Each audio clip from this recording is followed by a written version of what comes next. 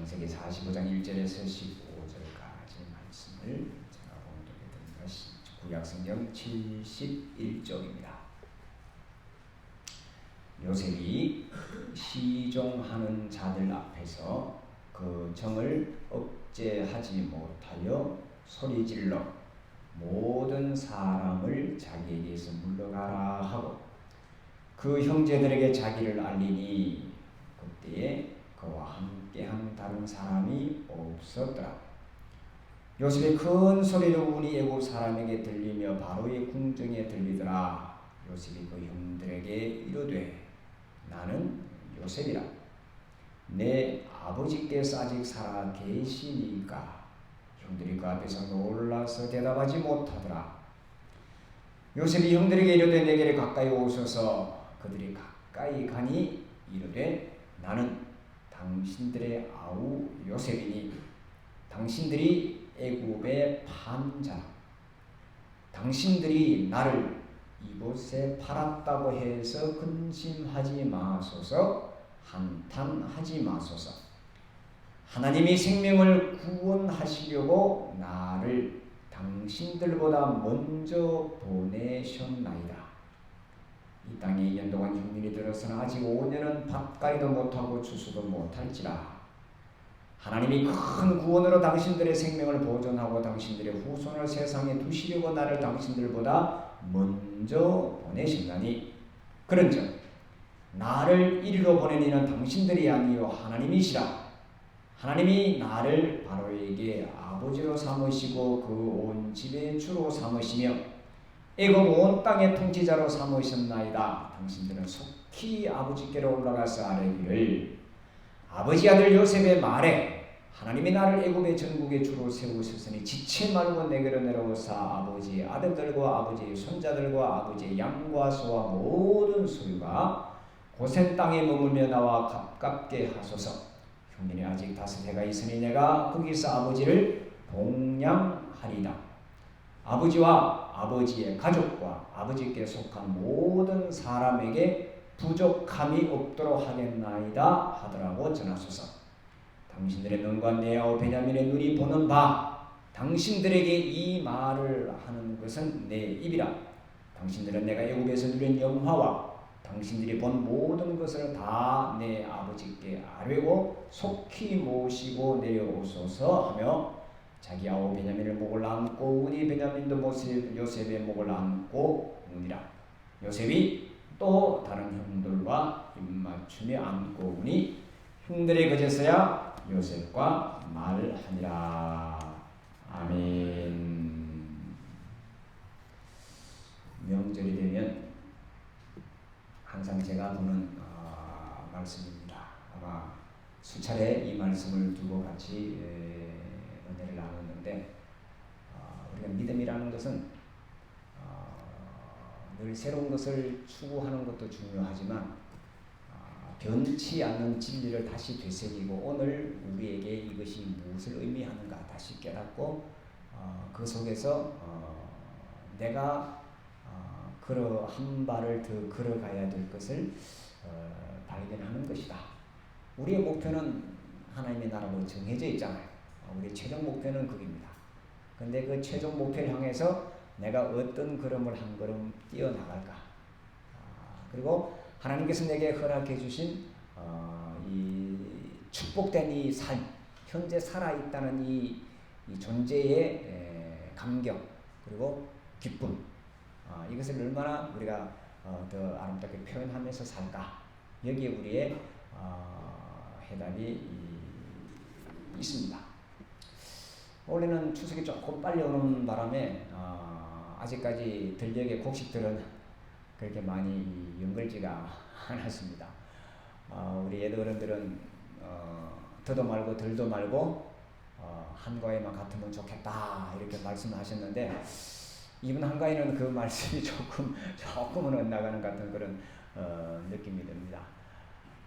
어쨌든 과거에 우리 선조들이 누렸던 그 8월 한가위보다 지금은 뭐 엄청나게 우리가 많은 축복을 누리고 있죠. 그렇잖아요.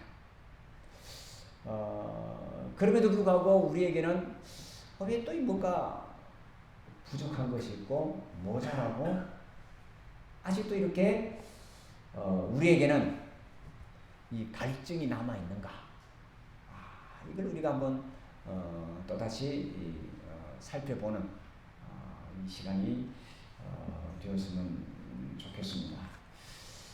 며칠 전에 한 분이 오셔가지고 이 추석 이야기를 한가위 이야기를 하면서 90년대의 이 한과의 풍속도를 나타낸 그런 요즘 말로는 아이들이 짤이라고 해요. 짤. 동영상을 이제 몇 가지를 봤는데 그때 당시 90년도에 91년도에 나오는 그 뉴스의 그 장면들을 이렇게 봤는데 이 추석 때 고향을 가려고 요즘은 그런 거 아직까지 있나요? 저 서울역 뒤에 가면 그 버스 이렇게 전세 버스 이렇게 서 있고 이런 게 지금도 있나요? 박성관 집사님 지금도 있나요? 전세 버스 대절해가 가는 거 없어졌나요? 그때만 해도 회사에서 전세 버스를 대절해 놓고 예를 들면 고속버스 표가 10,000원이라면 그래서 한 30,000원, 40,000원 받고 이렇게 했던 그런 기억들이 있고 또 암표 장사가 굉장히 많았던 그런 기억도 지금도 암표가 있나요? 지금 거의 뭐 예를 들면 KT 있으면 5분마다 한 대씩 가니까 입석은 웬만하면 이제 다 이제 그때 가도 아무리 명절 때라도 한두 사람은 입석으로도 갈 수 있는 그런 것 같아요. 저도 이제 일찍 고향을 떠나서 서울 생활을 했기 때문에 거의 매년 이제 명절 때가 되면 고향을 방문했었는데 자동차를 가지고 난 이후로부터는 아마 고향을 내려가는 것이 이제 서울이 고향인 친구들은 나도 그렇게 한번 가봤으면 좋겠다 이런 이야기를 할 정도로 뭐 기본 뭐 12시간 13시간을 기본으로 대구까지 가는 제가 이제 고향이 대구인데 대구까지 가는데 그 정도 걸렸고 저기 전라도 쪽에 있는 분들은 거의 24시간 걸려서 갔다는 것이 거의 뭐 매년 그랬던 것 같아요. 90년대에 밤새고 그래서 가는 동안에 잔뜩 이제 먹을 걸 이제 차에서 준비해서 가고 또 가다가 뭐 화장실이 따로 있나요? 그냥 이렇게 가르고 그냥 하고 도로가에서 있고 그리고 심지어 도로가에서 밥도 해 먹으면서 그렇게 갔던 그런 기억이 불과 얼마 전이었다는 거죠. 근데 그 뉴스의 장면에 이렇게 보니까 신기한 것은 그 사람들의 표정이 다 굉장히 기쁘더라는 겁니다. 네. 아니 24시간씩 걸리고 차표도 없어서 암표를 사고 그냥 끼어서 가면서도 그 표정 하나만큼은 얼마나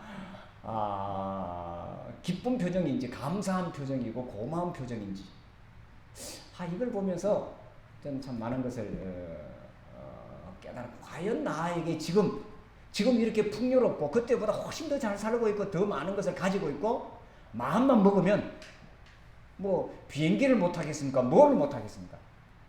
그렇잖아요. 대부분 우리 지금 이 대한민국에 사는 어느 정도 지금 이제 사는 사람들이라면 그 명절에 뭐 이렇게 하는 것은 손쉽게 누구나 할 수 있는 그런 것을 가지고 있음에도 불구하고 그때는 없었던 이상한 말들이 많이 나오죠.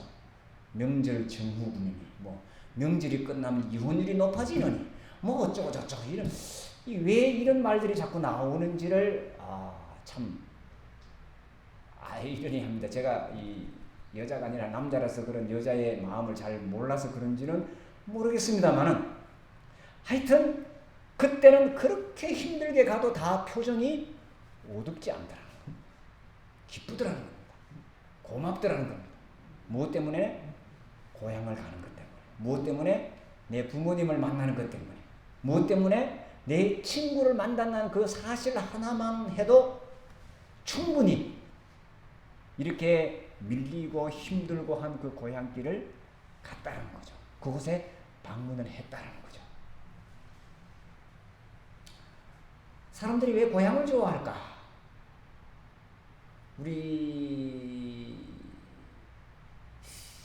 조금 더 이제 다른 생각을 제가 이제 마지막에도 이제 칼럼에 적었습니다만은 우리의 본향을 생각하기 때문이 아닌가. 여기서 우리가 이 땅에서 살고 있는 그 모든 것들은 내일 저기서 갈 것에 연습이죠. 준비죠. 그리고 훈련이죠. 그리고 이것은 두 번 다시 기회가 주어지지 않는 것이잖아요. 그리고 하나님께서는 너가 어떻게 살았든 무엇을 했든 마지막에는 우리를 어떻게 하신다고요? 받아주신다고 그랬어요. 칭찬하신다고 했어요. 제가 좋아하는 예수님께서 하나님을 비유하신 그 비유, 여러분들도 가장 좋아하는 성경이 아닌가 싶습니다. 누가복음 15장의 하나님입니다. 용민이는 누가복음 15장의 하나님 알아? 누가복음 15장의 하나님, 탕자의 하나님, 탕자의 비유에 나오는 하나님이잖아요. 아버지의 재산을 다 가져가서 다 팔아먹고 다 망해서 왔어요. 그리고 거지로 살다가 그저 아버지 집에 종으로라도 거기 가면 적어도 굶어 죽지는 않겠다는 그런 마음으로 돌아왔을 때 아버지가 그 아들을 어떻게 받아주나요? 잘했다 못했다는 말도 없어요. 그저 그냥 받아주잖아요. 그런다고 우리가 하나님은 그렇게 나를 받아주실 테니까 아무렇게나 살자 이런 이야기 아니잖아요. 그건 아시죠? 비록 내가 지금까지 살아온 것이 그렇게 좀 형편없고 내 마음에 들지 않고 사람들이 볼 때 욕을 얻어먹는 그런 모습이라 할지라도 고향의 아버지는 나를 인정해 주신다는 거예요. 받아주신다는 거죠. 그게 모든 부모의 마음이고 우리가 그것을 지금 이번 명절에 또 경험을 하는 거죠. 한번 연습을 하는 거죠. 그리고 내일 저곳에 갔을 때 그렇구나. 우리 하나님은 넉넉하게 우리를 받아주시는 분이시구나를 다시 한 번 더 확인하고 경험하는 것이 바로 이 귀향 혹은 고향 본능 이것입니다. 그래서 이 추석을 지나고 이 고향을 이 고향 방문을 하고 이 명절을 지나면서 우리가 늘 잊어버리지 않고 한 가지 생각해야 될 것은 우리의 영원한 본향을 향해서 우리가 걸음을 걸어가는데 그때 내가 얼마만큼 기쁜 마음으로 얼마만큼 설레는 마음으로 갈까? 그것을 우리가 마음속에 이렇게 담아두고 연습을 하면 참 좋겠다. 정말 더 좋고 더 아름다운 곳이 우리를 기다리고 있는데도 불구하고 그래도 여기서가 더 좋고 더 아름답고 더 낫다는 그런 미련 때문에 우리가 더 고민도 많고 걱정도 많고 근심도 많은 것은 아닌가. 모든 것을 그분께 맡기고 우리의 걸음을 걸어간다면 우리가 고향을 방문했을 때 우리 부모를 형제를 친척을 만났을 때 기쁨 그것보다 얼마나 더 기쁜지는 지금은 누릴 수는 없지만 알지 못하지만 그죠? 적어도 지금 우리 자녀들을 만나고 하는 그것보다는 훨씬 더 나은 것을 우리 하나님께서 예비하고 준비하고 계신다. 그게 그 이유가 지금 오늘 우리 이어 와서 예배 드리는 거잖아. 그렇잖아요. 그거 없으면 여기 있을 필요 없죠. 더 좋은 것, 더 많은 것을 이 눈에 보이는 것을 찾아가는 거잖아요. 근데 우리는 그것이 아니라 내가 정확하게 알지는 못하지만 우리 하나님께서 지금보다는 더 아름답고 더 멋진 것들을 준비하고 예비하고 계시면서 지금 우리는 그 과정을 가고 있다. 그리고 마지막 문을 열었을 때는 내가 상상하지도 못했던 놀라운 것들로 서프라이즈 하고 우리에게 보여주실 것이다. 명절이 되면 늘 이제 제가 몇몇 이제 구절들을 하나 보는데요. 가장 이제 많이 보는 것 중에 하나가 이제 오늘 요셉 이야기고요. 그리고 이제 잠언서에 가면 이제 마른 떡 한 조각만 있어도 서로 사랑하는 것이 훨씬 집에 육순이 가득하고 다투는 것보다 낫다는 그 말씀.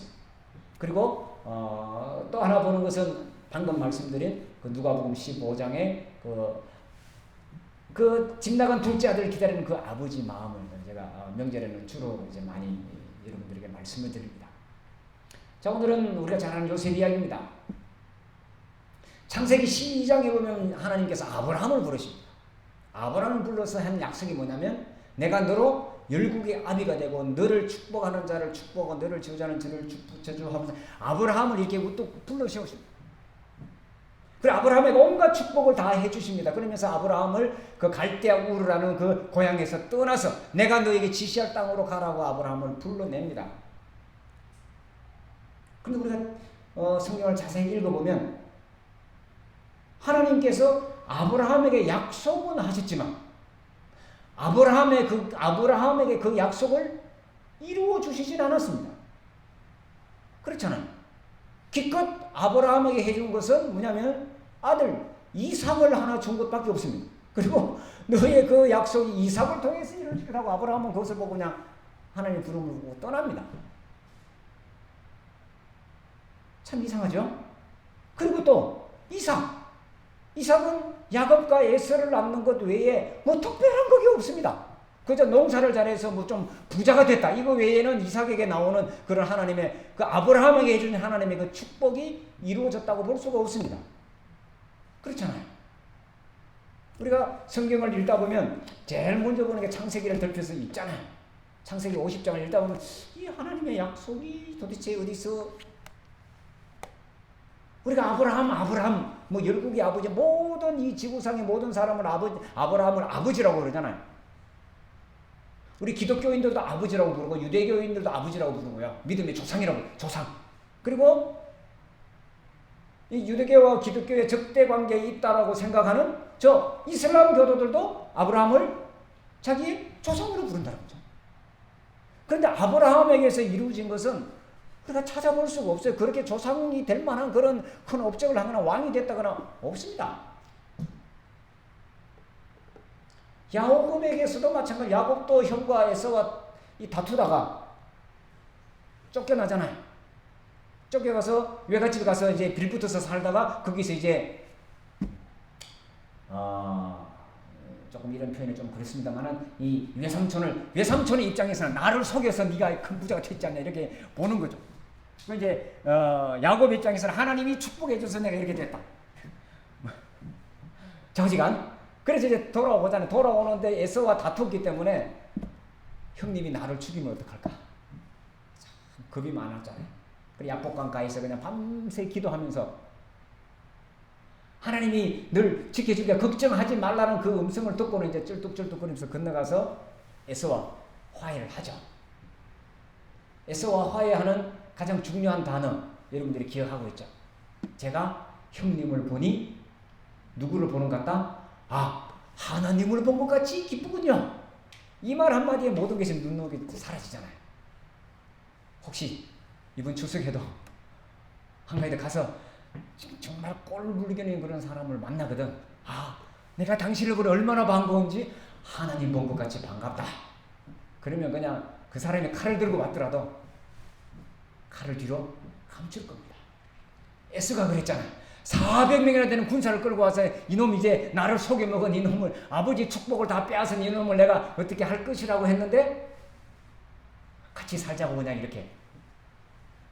자, 근데 이 야곱에게는 아들들이 많았잖아요.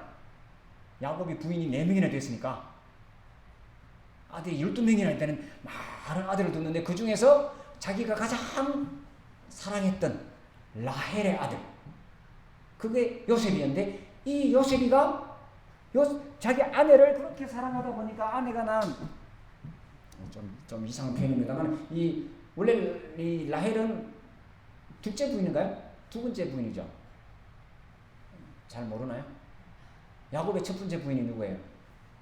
뭐 속아서 결혼했지만 원래는 라헬을 보고 결혼한다고 외삼촌한테 7년 동안 이 공짜로 일해주면서 라헬과 결혼하려고 했는데 결혼식 날 첫날 밤에 저녁 나니까 누가 와 있어요? 라헬의 언니 레아가 와 있으니까 원래는 여기를 했는데 이쪽에 하니까 이제 첫 번째 부인은 레아가 되고 그리고 이제 라헬이 두 번째 부인이고 그리고 또 서로 이제 자녀 때문에 이렇게 이제 옥신각신하다가 이 라헬이 자기의 몸종을 이제 야곱에게 줘서 또 아이를 낳게 하고 또 그게 또 이제 이쪽 레아는 또 레아대로 또 자기 몸종을 조사해. 그래서 부인이 4명이 된 거예요. 그래서 지금도 저쪽 동네는 4명까지는 허락을 하잖아요. 장로님 그쪽 동네 많이 가보셨잖아요. 맞죠? 지금은 또 더 많나요? 이 율법이 자꾸 바뀌니까 그쪽 동네는 자기의 편한 대로 뭐 7명까지도 하고 뭐 어떤 데는 1명만 하는 이슬람 교도들 중에도 1명만 하는 데가 있습니다. 그러니까 그때 이렇게 다르게 이제 저시간 그래서 이제 야곱에게서 이 요셉이라는 아주 애지중지 키우는 그런 아들이 있었잖아요. 그래서 요셉에게는 무슨 옷만 입혔어요? 그 옛날에 색동 옷만 입혔대요. 때때요. 그렇게 예쁜 옷. 대부분 그 옛날에 염색을 하기가 그렇게 힘들었잖아요. 그런 옷을 만들기 힘든데 이 요셉을 얼마나 사랑했던지 그렇게 아버지의 칭찬을 받으면서 보호를 받으면서 컸는데 한쪽을 사랑하는 게 다른 쪽은 어때요? 미워하는 마음이 들잖아요. 시기하는 마음이 들잖아요. 나만 잘났다고 잘나는 것이 아니잖아요. 주변과 같이 있어야 되잖아요. 요셉이 뭘 아나요? 아직 어렸으니까. 근데 이제 아버지 심부름으로 형들이 양치는 곳에 갔는데 기회는 왔다. 아버지가 없는 요셉 우리가 제거하자. 그 요셉이 죽었다고 이야기하고 요셉을 어디다 팔아버리냐? 상인들에게 팔아서 애굽 대상들에게 팔아버리자. 노예로 팔아버리자. 그런 여러 우여곡절을 겪고 난 뒤 우리 요셉 이야기는 여러분들이 다시 한번 읽어보시고 쭉 이제 그 보디발의 집에 가서 뭘 하다가 또 어떻게 감옥에 가서 뭐 이렇게 자우지가 이렇게 돼서 이제 애굽의 모든 것을 관리하는 총리 대신이 되었습니다.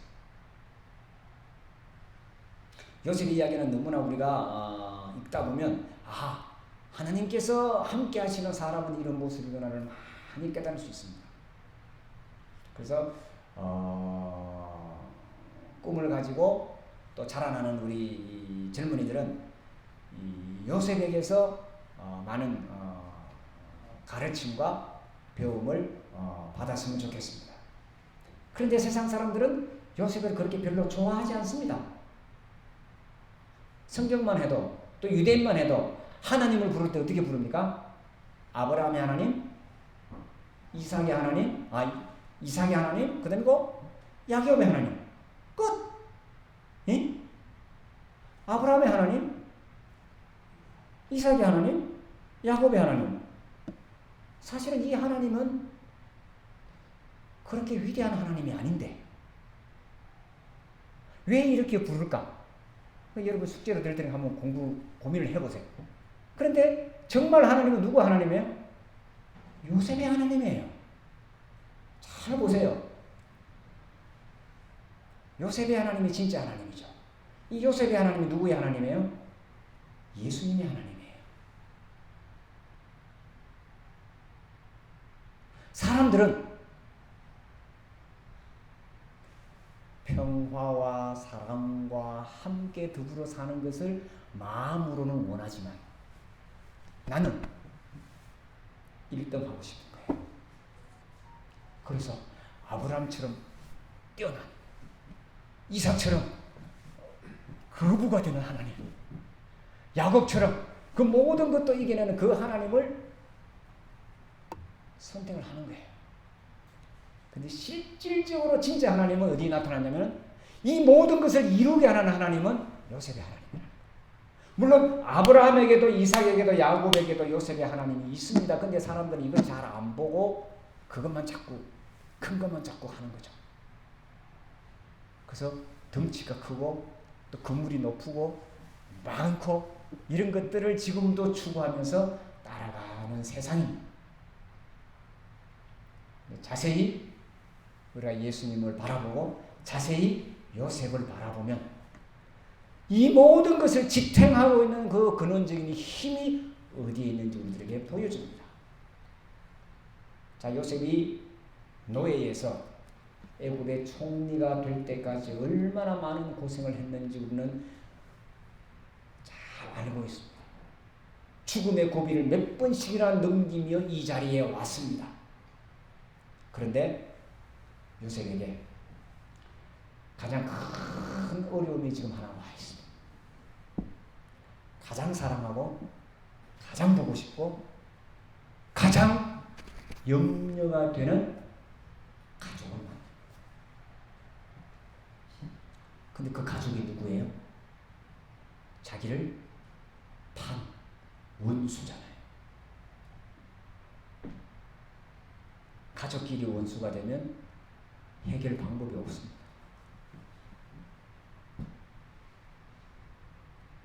명절 때만 되면 이렇게 가끔 원수처럼 우리가 뉴스 한 토막에 그런 게 나오잖아요. 뭐 칼부림이 났니, 뭐 어쩌니, 뭐 이런 가십거리가 심심찮게 나온다라는 거죠. 그런데 이번 추석에, 이번 한가위에 우리가 가족을 만나보려면 오늘 요셉이 했던 이 모습을, 이 마음을 우리가 갖고 있으면 적어도 우리 가정에서는 그런 불미스러운 일은 전혀 없을 겁니다. 자, 요셉이 어떤 모습을 보였나? 창세기 45장 1절에서 15절까지는 몇 가지 이야기하고 있는데, 먼저 이 요셉은 늘 가족을 그리워하며 살았습니다. 그렇게 어렵고 힘든 그 가운데서도 요셉이 하나님을 잃어버리지 않았던 것은, 하나님을 버리지 않았던 것은 누구 때문입니까? 아버지 야곱 때문이잖아요. 아버지 야곱이 하나님에 대해서 어릴 때부터 가르친 거죠. 물론 성경에는 야곱이 요셉에게 하나님을 가르쳤다는 말 한마디도 안 나옵니다. 꼭 말로만 해야 되나요? 우리는 늘 가장 가까이 있는 부모, 형제를 보고 자랍니다. 나도 모르게 그것이 내 몸에 배어 있는 거죠. 근데 그것이 어려움 당할 때, 힘들 때는 그것이 큰 위력을 발휘하는 거죠. 요셉이 그렇게 노예로 팔려가는 그 와중에도 모든 것을 잃어버리지 않고 하나님을 붙들 수 있었던 것은 하나님께서 나를 지켜주신다는, 어떤 유혹이 왔을 때도 그것을 이길 수 있었던 것은 하나님이 내 편이시라는 것을 끝까지 붙들고 나아갔기 때문이었잖아요. 오늘 말씀해 보면 요셉이 정에 이끌려 크게 울었다 이렇게. 우리의 마음 속에는, 겉으로는 그렇지 않은 척하지만 우리 속에는 우리 부모를 향한, 어머니 아버지를 향한, 내 형제 자매를 향한 그런 다른 습득되어진 것이 아니라 원래 붙어 있는 그 사랑 주머니가 이렇게 있는 거죠. 누구나가 있습니다. 아무리 못난 부모고 아무리 못난 자식이라 할지라도 그것은 어쩔 수 없이 우리에게 주어진 하나님의 선물이라는 거죠. 우리가 병원에 가면 항상 많이 듣는 말이 이런 게 있잖아요. 가족력이라는 게 있잖아요. 그죠? 병원 가면 늘 가족력이 어떻게 되냐, 뭐, 따지는데 사실은 그 가족력이라는 것이 우리의 생활 습관이잖아요. 나도 모르게 배어있는. 요셉에게는 그것이 있었습니다. 그것이 열렸습니다. 이번 추석에 가족을 만나면 그 서로를 향한 내가 품고 있었던 그 사랑 주머니가 열리는, 가족의, 형제의 그것이 열려지는 그런 우리 가정들이 되었으면 좋겠고요. 두 번째, 요셉이 이런 말을 합니다. 당신들이 나를 팔았다고 걱정하지 말라는 겁니다. 이것은 누구의 계획이다? 하나님의 계획이다. 아주 중요합니다. 내가 지금 여기에 서 있는 것은 하나님께서 나를 이렇게 이끌어서 여기를 세워주신 것이다. 물론 그 일을 하는 동안에 여러 사람, 여러 일들, 내가 공부를 했을 수도 있고, 내가 누구를 만났을 수도 있고, 내가 열심히 노력하고 내가 애를 쓴 결과는 분명합니다. 그렇지만 우리는 그 위에 하나님이 나를 여기 세워주셨다는 그런 믿음의 사람들. 그러면 모든 것이 해결됩니다. 원수도 없어집니다. 적이 없어지는 겁니다. 하나님이 나를 지금 여기 세워주셨습니다. 당신들은 단지 하나님의 도구에 불과했습니다. 그럼 원수 갚는 게 없어지잖아요. 만약에 요셉이 거기서 베냐민만 이리 오고 나머지는 다 오게 가두고 이런 일들이 일어났다면, 예를 들면 그 벌을 내렸다면 끝난 거잖아요. 걱정하지 마세요. 하나님이 이렇게 계획을 하셨습니다. 왜? 지금 이때에 이 흉년이 7년 동안 계속되는 이때에 누구를 구하려고? 내 가족을 구하려고. 만약에 요셉이 팔려가지 않고 그대로 거기 있었다면 아마 큰 어려움이 있었겠죠. 굶어 죽었거나 아니면 종으로 팔려갔거나 그런 더 어려운 일이 그 속에 있을 텐데 하나님이 요셉을 끄집어내서 이 가족을 구원하려고. 무엇 때문에? 아브라함에게 해주신 그 약속을 이루시기 위해서입니다. 그 때문에 요셉을 끌어낸 거죠. 이 요셉에게 있는 그 두 번째 이야기. 마지막 한 가지 더. 하나님이 나를 지금 여기에 세워준 것은 뭘 때문에 나를 여기 세워준 거라고요? 요셉이 뭐라고 했습니까? 내가 우리 아버지와 형제들과 모든 양과 소떼를 뭐 하겠다고요? 책임지겠습니다. 내가 지금 이 자리에 있는 것은 내 가족을 돌보기 위해서, 내 주변을 돌아보기 위해서 내가 지금 하나님이 나를 이렇게 총리로 세워주시고 나를 이 자리에 주었습니다. 내가 여기서 책임져야 될 것이 무엇입니까? 그것은 당신들을 돌보는 겁니다. 자, 이번 한가위 때, 이때뿐만 아니라 우리가 이 땅을 살아가는 모든 시간 내가 지금 여기 있는 이유가 뭡니까? 무슨 책임감으로 내가 여기 있을까요를 늘 물으면서 나아간다면 요셉과 같은 놀라운 일들을 행해내는 자들이 될 것입니다. 자, 말씀을 마칩시다. 창세기를 누가 기록했을까요? 요셉의 이야기를 누가 기록했을까요? 어디에서 기록이 되었을까요? 분명히 이것은 애굽에서 기록이 되어 있습니다. 누군지는 모르지만 요셉의 이야기를 기록한 사람은 애굽의 궁정에 있었던 사람입니다. 왜냐하면 그 당시 궁정이나 왕가 이 외에는 글을 쓰거나 읽을 수도 없었을 뿐 아니라 기록을 할 수도 없었어요. 이 요셉의 이야기가 이집트를 이렇게 위기에서 구한 위대한 사람으로 기록을 했을 겁니다. 그런데 기록을 했는데 그 아브라함의 후손을 볼 때는 이분이 굉장한 분이시구나, 우리의 조상이다, 이렇게 기록이 되어 있는 것을 발견을 하고서 그것을 가지고 오죠. 창세기는 누가 기록했다고 우리가 알고 있습니까? 모세가 기록했다고 알고 있죠. 모세는 어디 사람입니까? 어디서 교육받았습니까? 애굽 왕실에서 교육받았잖아요. 출애굽을 할 때 그것을 들고 나오는 겁니다. 그 이야기를 가지고 나오는 겁니다. 하나님께서 우리를 이렇게 복 주시는 거다. 아무것도 없이 또다시 탈출해서 맨몸으로 나오지만 위대한 나라를 만들어내잖아요. 추석은 바로 이것입니다. 누가 나를 기억해 줄까? 누가 나를 인정해 줄까? 그것은 나의 이 모든 것을 알고 있는 내 주변 사람이고 가장 가까운 나의 가족이다라는 거죠. 요셉이 요셉 될 수 있었던 것은 누군가가 요셉을 기억했기 때문입니다. 그것도 가장 가까운 사람들 안에서. 우리가 나를 절대로 잊을 수 없는 우리의 가장 가까운 부모 형제들에게 참 아름다운 훌륭한 모습들을 나타낼 수 있는 이번 추석이 되었으면 참 좋겠습니다. 기도하겠습니다. 하나님, 요셉을 통하여 야곱의 온 가족이 구원을 받았던 것을 우리가 기억을 합니다. 참 고난과 역경과 고통 속에 있었던 요셉이었지만 그 모든 것이 하나님의 은혜였습니다. 하나님께서 나를 지금 이곳에 세우셨습니다라는 그런 믿음과 또 내가 이 모든 것을 책임지겠다는 그 책임감으로 인하여 온 가족이 구원받았던 것처럼 주님, 나를 통하여 나를 요구하는 우리의 가정과 이 사회와 이 땅에 아름다운 요셉으로 거듭나는 우리 모두가 되게 하여 주시옵소서. 예수님의 이름으로 기도하옵나이다. 아멘.